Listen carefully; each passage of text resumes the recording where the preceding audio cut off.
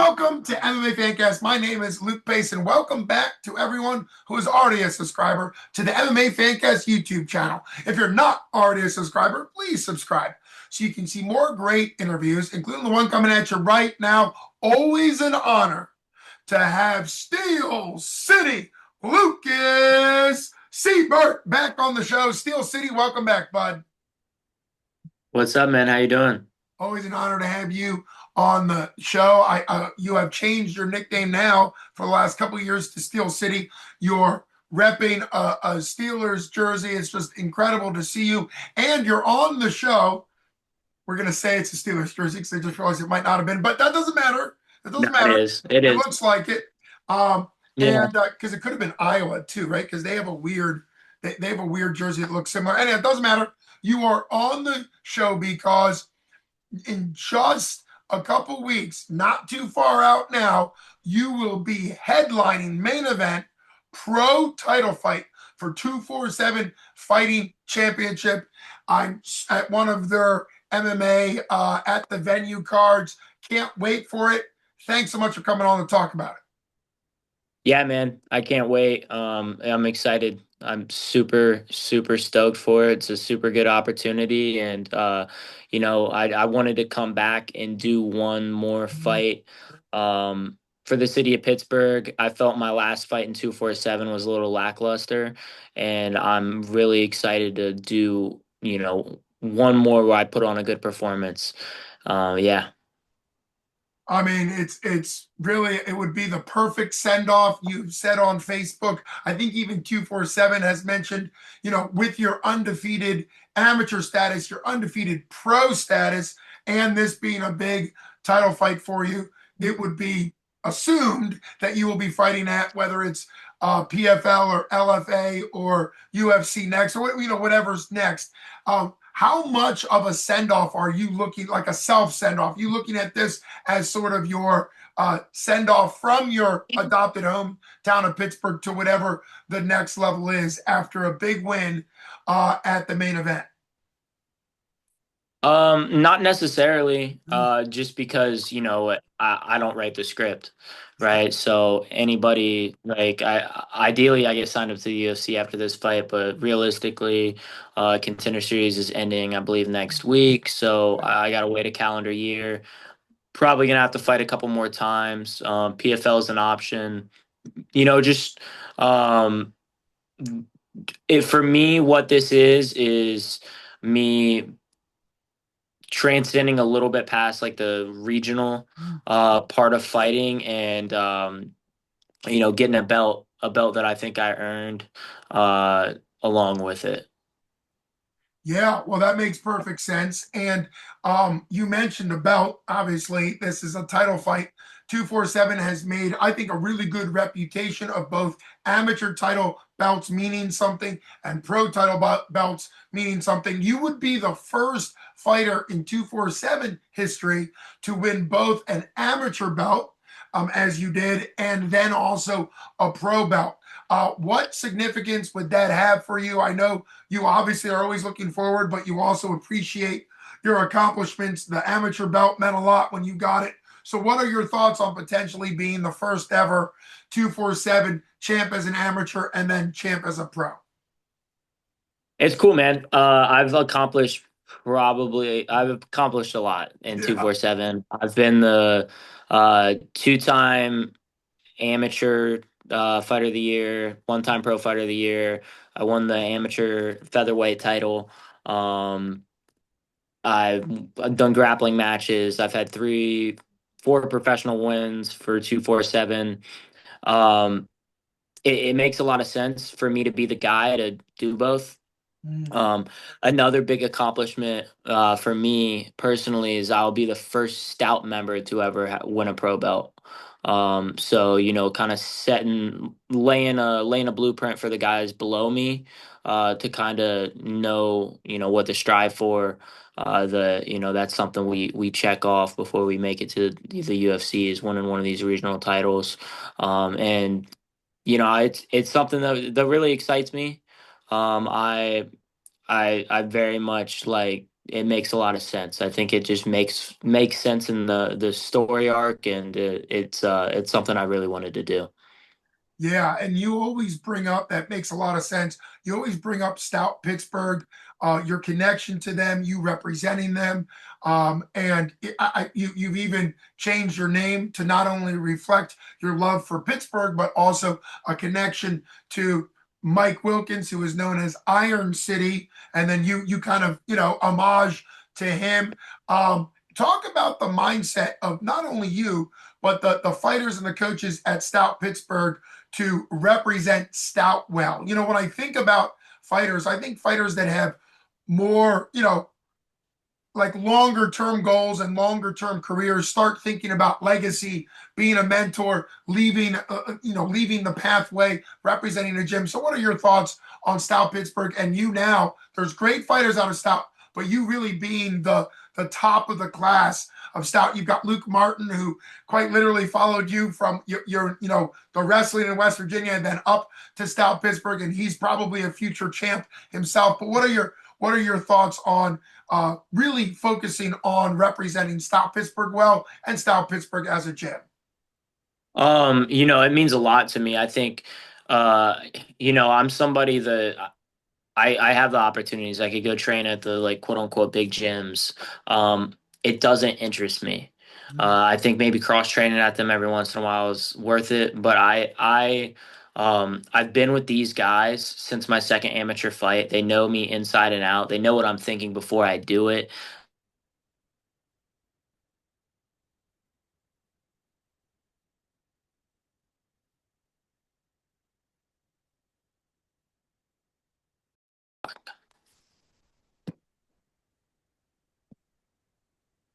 You there? Yep, I'm back and it's still recording. So let's last thing the last thing it is the last thing I heard you say was that the Stout coaches know what you're thinking at the same time you're thinking it, and so just carry it on from there. Yeah, so like, I started my career with Mike, Will, and Warren, and they're my guys, and they've been with me through the beginning, and it just makes a lot of sense. I think I look at boxing more in terms of coaching, where you have one coach, they go through the amateurs with you, they know you inside and out, and you kind of take them up, rather than it's become kind of normal in MMA to just like leave and go to like a big gym, which I don't think necessarily is the right thing to do for everybody. I have life pretty set up well here for me. I can still go cross train. I work at the gym full time. Uh, I have everything I need, and I look at somebody like Sean Brady, who him at Daniel Gracie / Marquez MMA is he kind of set a blueprint, and a lot of people, once he broke through, a lot of people started to break through, and he kind of leads from the front in his gym, and that's something that, like, that's somebody I look at and something I want to be, not only for the gym but the city of Pittsburgh, and just be kind of the leader of. I feel like I've always kind of had that like leadership role, even when I necessarily didn't want it. I think it's just like a personality trait, and yeah, it's something I take a lot of pride in, is Yeah. being the kind of the leader of the city. And it's also great, and yes, you do. I mean, you represent the city very well, your gym very well. I think you mentioning Sean Brady, that's a great connection. And obviously, cycles happen in MMA, and I was kind of sad to see the 10 years or so where fighters would come up under one gym and then kind of abandon ship to like a bigger gym or one of these international gyms. Obviously, fighters have to do what's best for them, so that could still be in their best interest. But I think it's cool when you talk about Sean Brady and yourself and kind of, you know, allowing the gym and the coaches and yourself to all kind of develop and rise together, which you even mentioned boxing, which I've seen that kind of that's more the reputation and the process for boxing. So just kind of see your approach. I remember the very first interview I did with you, it was like a month after you graduated from West Virginia University. If I remember right, you were the first college grad in your immediate family. Very proud of that. Yes. And you had this amateur fight after only a couple months of training. But I remember you mentioning that you had a sports psychology degree from West Virginia, and right from the beginning, of course, I'm a professional mental health counselor, not on the sports side, but on the life side. And we talked about how it's so important as any career, particularly as a professional fighter, to not only train your physical body well, but always kind of keep your mental game in good shape. And I think every time you come on and you share these thoughts about your mindset, whether it's gym related or fight related, it's just really great to see you leading, but also demonstrating being very intentional about the process. And this isn't supposed to be an insult to fighters, but I think some fighters that are talented aren't really as intentional with their choices and things that, they go a little bit more emotionally or erratically. So I think you're a great example of making intentional choices. Now let's look at your opponent, a guy who I think has maybe 14 or 15 pro fights. I'm pretty sure his record's like 8-6, something like that. A lot of pro fights. What are your thoughts on your opponent, this fight coming together for that big title fight for 247? Um, my opponent, he's a black belt. He's old on the older side of the fight game. He's like above 35, not exactly sure his age. But he's talented, man. He's a gritty guy. Just generally, I know a lot of people that know him. I know a lot about him. He trains at Bauer House, a pretty big gym in the area. Um, I think that it's a really good fight for me. I think at that gym, I think they have a little bit more of an old school mentality, where they think they got like this young buck that they're just gonna kind of make a gritty fight, push him against the cage, and just win 30-27. But that's not like I'm not gonna allow that to happen. I think I'm better in every area of fighting, including jujitsu, and I think that I'm gonna win every area of the fight, every way imaginable, and I see myself getting him out of there.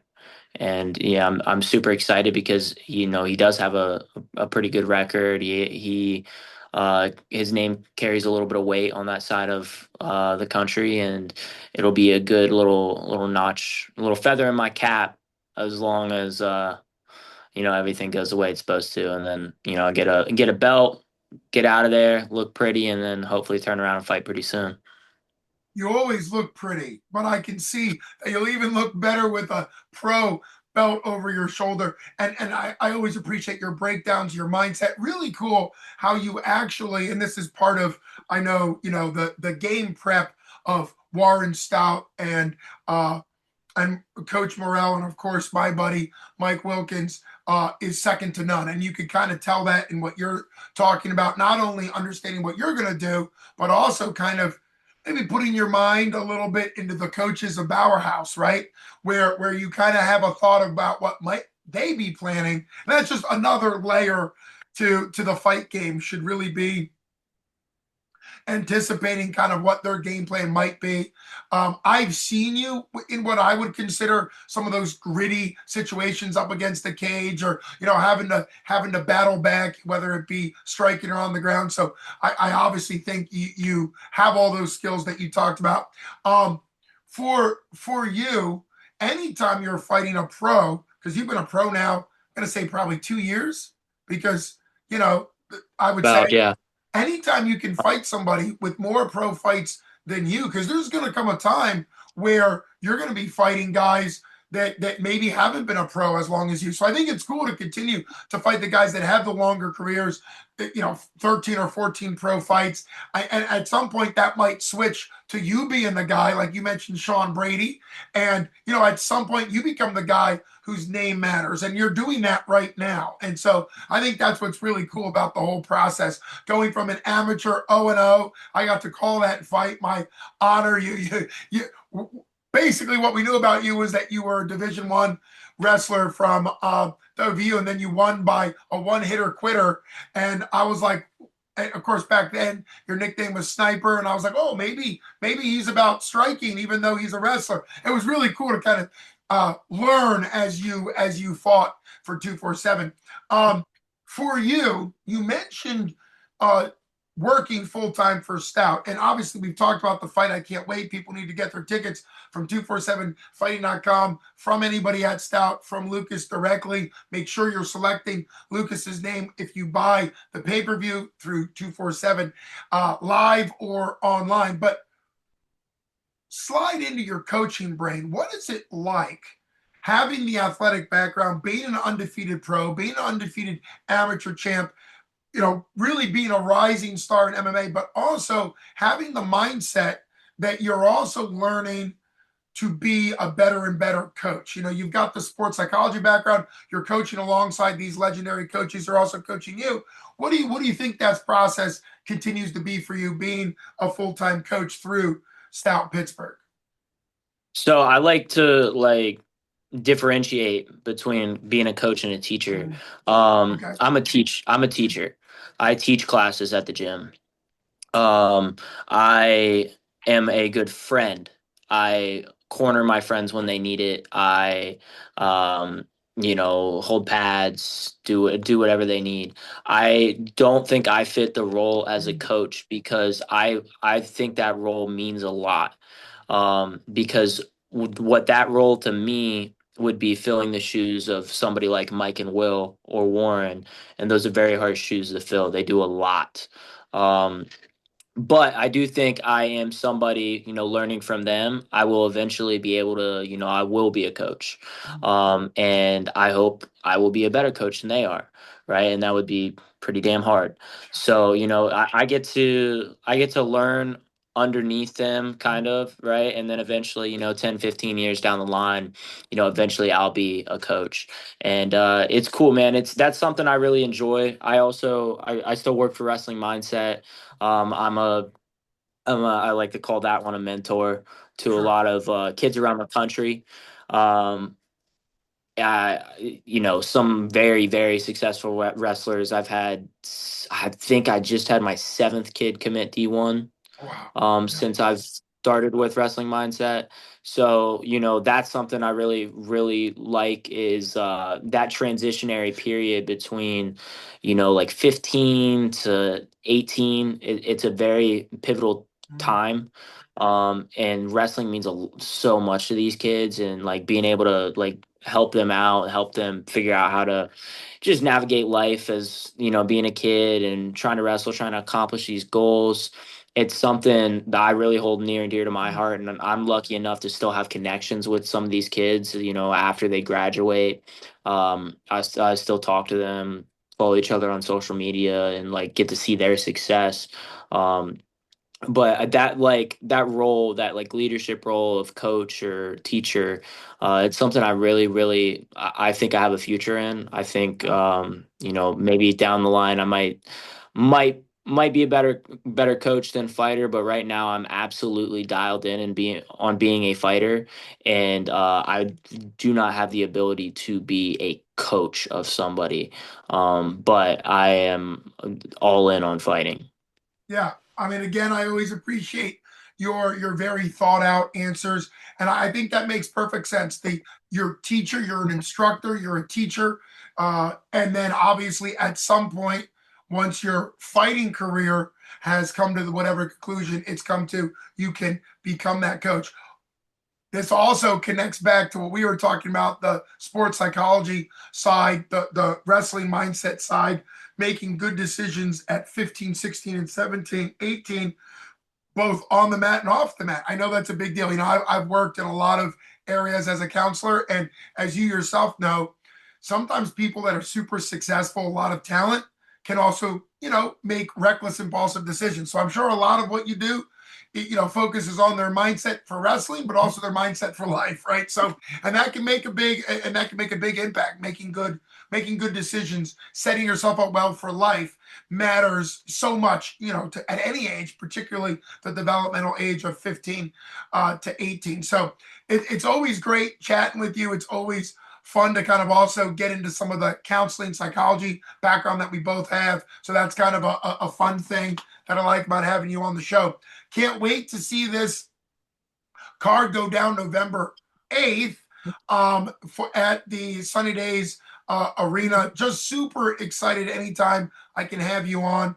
Thanks so much for taking time out to come on the show and talk about it. It's going to be not only a must-see fight in Pittsburgh. I've said this about your fights, the last couple fights. Not only have you become a must-see fight in Pittsburgh, but whether it's the UFC, PFL, the big leagues are watching. Anytime you step into the cage with your record, your skills, your ability, and representing Stout Pittsburgh, I think there's a national focus on the outcome of your fights for the last several fights because of your stock rising. I think that's important. You mentioned Dana White Contender Series. The timing's not quite right now, but that's kind of what they look for, right? The undefeated guys that are 6, 7, 8-0, that kind of level. So I know that it matters. Every fight you've had matters, but I do think that what's great about this fight for 247 is it matters to 247. It matters to you. There's a pro belt on the line. The guy you're fighting is skilled and black belt, all the things that you said,